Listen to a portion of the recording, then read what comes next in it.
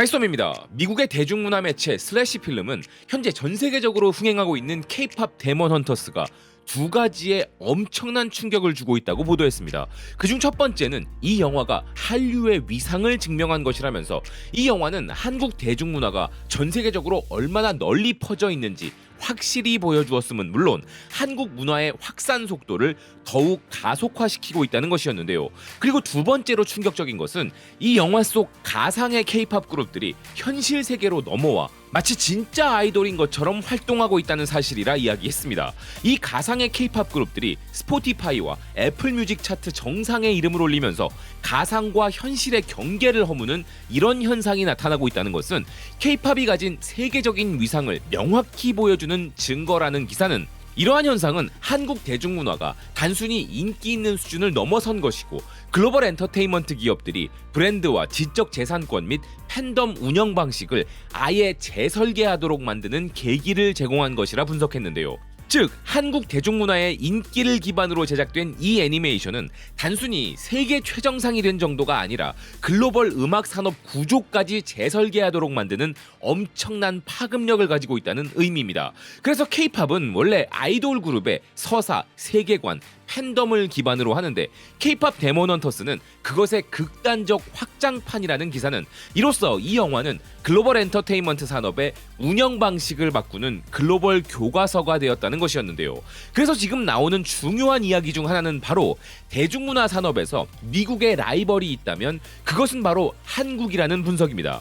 프랑스의 문화 및 미래학 전문 매체 유스백 앤 리카는 한국이 글로벌 플랫폼 컬처인 웹툰을 만들어낸 것에 주목하면서 미국이 아닌 국가가 이런 글로벌 플랫폼을 새롭게 만들어낸 경우는 이전에 존재하지 않았던 최초의 일이었다면서 한국은 미국과 같은 기존 문화 강국과 경쟁할 수 있는 힘을 가진 전 세계 유일한 국가라 분석했는데요. 그러면서 기사는 이것과 관련하여 한국의 소프트 파워와 문화 수출 전략을 전문으로 연구한 프랑스 소르본 대학 사회학 교수 빈센초 치켈리의 의견을 전했습니다. 그는 한국에 대해 논할 때는 이제 국가의 문화적 힘을 설명하는 소프트 파워라는 설명은 어울리지 않는다고 주장했는데요. 미국의 전후 문화 역학과 한국의 문화적 힘을 구분하기 위해 현재 한국의 영향력은 소프트 파워가 아닌 스위트 파워라고 불려져야 한다는 것이었습니다.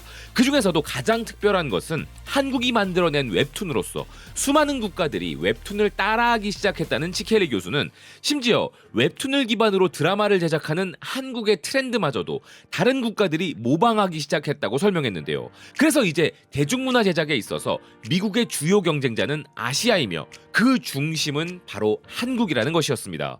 실제로 한국과 같은 웹툰 인재 육성을 목표로 프랑스 기업이 한국 기업과 협력하여 웹툰 아카데미를 설립하기도 했고 그러한 물결은 아프리카까지 확장해 나가고 있다는 기사는 이제는 아시아가 글로벌 문화의 중심이 되었으며 한국이 아시아 문화의 확장 가능성을 보여준 국가라는 것이었는데요.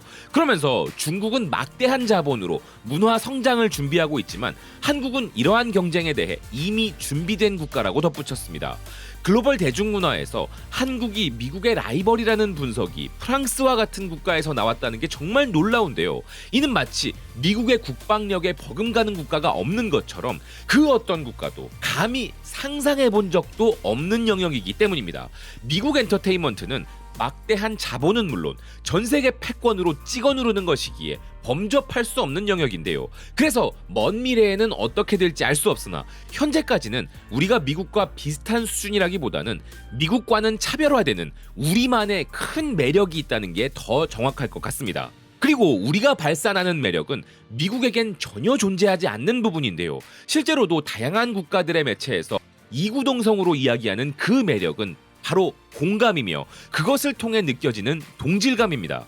스페인의 최대 엔터테인먼트 매체인 아스는 전 세계에 엄청난 영향을 미친 K-드라마 현상이라는 기사를 통해 거대한 문화 현상으로 자리 잡은 한국 드라마만의 매력을 분석했는데요. 그것들은 캐릭터들의 심리 묘사와 몰입감 있는 연출, 서양 드라마와는 달리 가족, 우정, 사랑을 중심으로 한 서사, 정서적으로 깊이 파고드는 인간적 이야기들, 또한 사회적 혹은 정치적 문제를 다루는 용기라고 이야기했습니다. 그래서 한국 드라마는 이를 통해 전 세계인들의 공감을 얻어내어 전 세계 대중문화 지형을 다시 그려내는 문화적 무기로 부상하고 있다는 것이었는데요.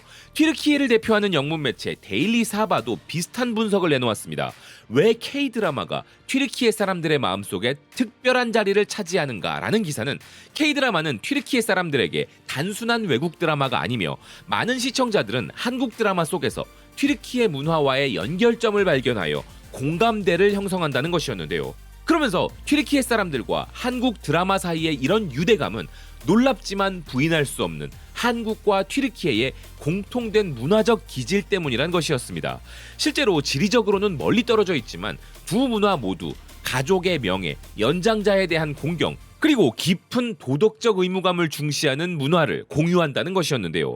그래서 가족 중심의 이야기와 존중, 충성심, 희생 및 순수한 로맨스, 사회적 정의와 약자에 대한 공감, 눈에 띄게 아름다운 영상미와 세심한 연출이 한국 드라마가 사랑을 받는 이유라는 기사는 흥미로운 점은 한국 드라마가 세계적으로 그렇듯 젊은 시청자들에게만이 아닌 중장년층에게도 사랑받는다는 점이라면서 한국 드라마는 튀르키예인들에게 문화적 친근감과 새로운 세계를 동시에 제공하기에 한국 드라마 시청은 유행이 아닌 튀르키예의 일상이 되었다는 것이었습니다.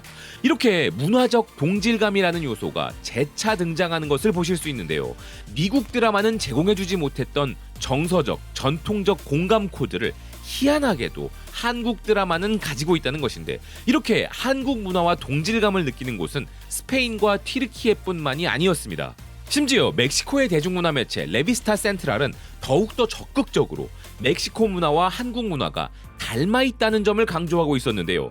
기사는 한국과 멕시코 드라마들은 문화권은 서로 다르지만 놀라울 만큼 유사한 특징들을 공유하고 있다면서, 그것은 바로 강렬한 가족 중심 서사와 극적인 사랑 이야기, 복잡한 캐릭터, 드라마틱한 감정 연출, 사회 문제 반영 등이란 것이었습니다.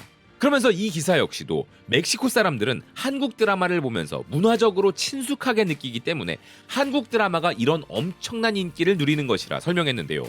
그렇기에 멕시코에서는 2004년부터 한국 드라마 리메이크를 제작해온 것이고, 한국 드라마들은 크게 각색하지 않아도 멕시코 시청자들에게 큰 공감을 불러일으켰기에 그런 문화적 동질감으로 인해 한국 드라마 리메이크작들은 멕시코에서 지속적으로 성공해왔다는 것이었습니다. 그리고 이런 공감대를 바탕으로 두 나라 사이의 공통점이 발견될 때마다 멕시코 사람들은 한류에 더욱 깊이 빠져든다는 것이었는데요. 거기에 더해 한국 드라마들은 멕시코 드라마들보다 훨씬 더 세련된 연출과 영상미를 자랑하기에 한국 드라마는 사랑받을 수밖에 없다는 설명이었습니다. 그런데 생각해보면 특정 대상과 사랑에 빠지면 어떻게든 그 대상과 나 사이에는 공통점과 닮은 점이 많다고 믿게 되죠. 그렇기에 이렇게 전 세계가 대륙, 문화, 언어를 막론하고 너도 나도 우리와 한국은 닮았다라고 주장하고 있는 것 같습니다. 인도네시아의 대표적 저널리즘 매체 콤파시아나는 한국의 소프트 파워가 한국의 이미지를 어떻게 만들어내고 있는지 보도했는데요. 기사는 한국이 문화를 통해 매우 강력한 소프트 파워 국가로 부상했다면서 인도네시아인들에게도 한국 음악과 한국 드라마는 일상이 되었고, 그들은 한국 문화와 한국어를 배우며 한국 여행에 관심을 가지고 있는데, 이런 일들은 단순한 문화 현상이라고만 이야기할 수 없다는 것이었습니다.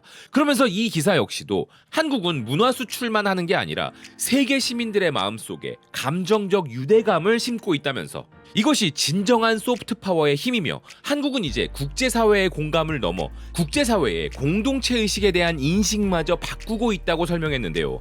이처럼 좋아하는 대상과 나의 공통점을 발견하면 자연스레 유대감이 형성되고, 누구나 한 번 생긴 유대감은 더욱 키워나가고 싶어하기 때문에 닮은 부분을 더 많이 찾아내려고 하는 것이 당연한 흐름일 것입니다. 그리고 여기에서 한 발 더 나아가면 좋아하는 대상을 닮아가기까지 하는 것이죠. 미국 워싱턴주 메토우밸리 지역 매체에는 리버티벨 고등학교의 졸업생 시모어 벤 마터에 대한 기사가 실렸는데요. 이 소식이 기사화된 이유는 그가 다큐멘터리를 제작했기 때문이었습니다. 그것은 그가 재학 중인 대학교에서 우등 논문으로 채택된 25분짜리 영화였는데, 놀랍게도 이 다큐멘터리의 주제는 한국의 한에 대한 탐구였는데요. 기사는 이 영화가 수세기 동안 억압과 이주, 상실을 겪어온 한국의 한에 대해 설명하고 있다면서 이 영화를 제작한 벤 마터는 자신이 백인 문화가 아닌 다른 문화의 이야기를 하고 싶은 욕구 때문에 한국의 한을 주제로 선택한 것이라 전했습니다.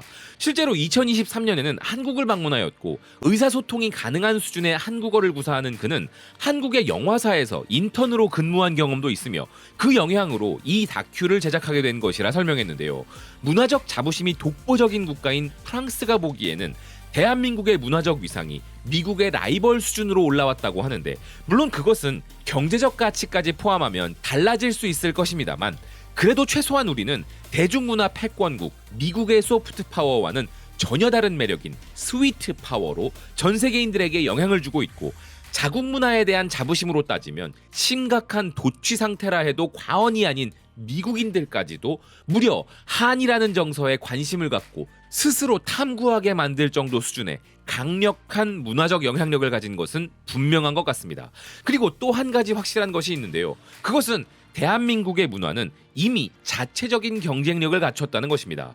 우리는 우리의 이야기를 하는데 저들은 그 이야기에 자발적으로 공감하고 있고, 이제는 우리에게 동질감까지 느끼면서 그것을 더욱 갈구하여 닮아가고자 하는 영역으로 우리의 문화적 영향력이 넘어갔기 때문인데요. 우리나라가 보유한 슈퍼스타들은 물론 우리의 음악, 드라마, 영화, 문학, 예술, 심지어 음식에 이르기까지 우리만의 고유한 색채로 드러나는 우리나라의 정서는 이제 단순한 인기 콘텐츠를 넘어 전 세계인들의 마음을 관통하는 무기이며, 그 무기는 지금 이 순간에도 더욱 강력해지고 있습니다. 그런데 우리는 이런 대단한 힘을 무력과 강제성 없이 이룩해낸 인류사의 전무후무한 문화 강국이라는 생각입니다. 시청해주셔서 고맙습니다. 또 뵙겠습니다.